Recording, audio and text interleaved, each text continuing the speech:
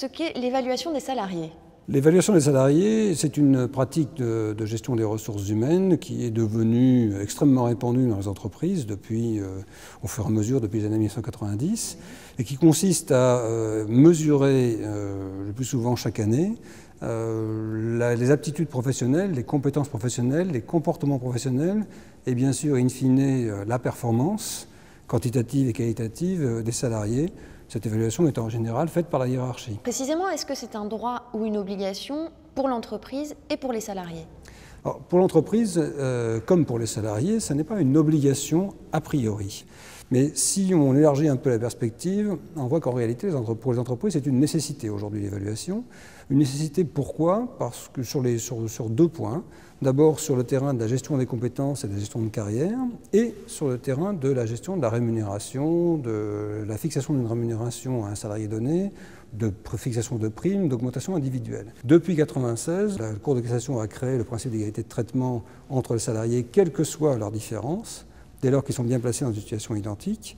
Et donc, pour justifier ensuite des différences de traitement sur la partie rémunération, notamment rémunération individualisée, l'entreprise se doit d'apporter des éléments, comme le dit la Cour de cassation, pertinents et objectifs qui justifient ces différences, ce que là aussi l'évaluation, l'entretien d'évaluation lui permet d'apporter. Quels sont les critères de cette évaluation? Alors, les critères de l'évaluation doivent répondre à des conditions pour être valables et être admis ensuite, critères de transparence, d'objectivité et de pertinence. Là où les choses se compliquent un peu, c'est que de plus en plus on fait appel à la notion de comportement professionnel pour déterminer la performance du salarié.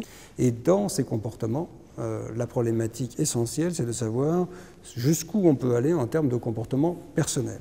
Donc on parle ici de critères comportementaux. De critères comportementaux, absolument, où les derniers arrêts qui ont pu être rendus, notamment un arrêt très récent du mois de septembre dernier de la Cour d'appel de Toulouse, dans une affaire Airbus, étaient posés dans la charte d'évaluation qui était soumise à la Cour d'appel des critères tels que le courage, l'adhésion aux valeurs de l'entreprise, qui en soi peuvent être considérés effectivement comme des critères objectifs.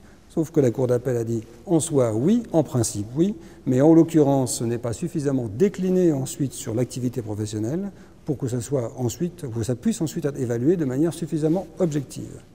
Donc les poser en tant que tel avec juste un principe, ça ne peut être considéré que comme subjectif et donc ça ne peut pas être accepté. Est-ce que vous pouvez nous expliquer ce qu'est le ranking? Alors, le ranking, qui est un mot qui suscite beaucoup de débats également en justice, c'est un mot qui désigne en fait la manière de classer les salariés. En fait, c'est une méthode de classement des salariés en catégories, allant, on va dire, du meilleur au moins bon, permettant de déterminer ensuite, pour chacune de ces catégories, en fonction de son affectation dans cette catégorie, les augmentations de salaire ou les primes que la personne mérite. C'est effectivement une technique de classement qui est acceptée aujourd'hui par les juridictions, à condition, là encore, d'être objective, pertinente, transparente. Donc, tous les critères habituels de validité de l'évaluation.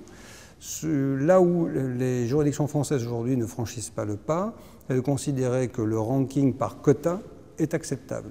Le ranking par quota, c'est une version un peu plus poussée du ranking, avec un préétablissement des statistiques qui consiste à estimer que dans toute entreprise, il y aurait, je dis n'importe quoi, 3% de très bons, 3% de beaucoup moins bons, et qu'on devrait retrouver à la fin de l'exercice d'évaluation, systématiquement, ces quotas de 3 et de 3.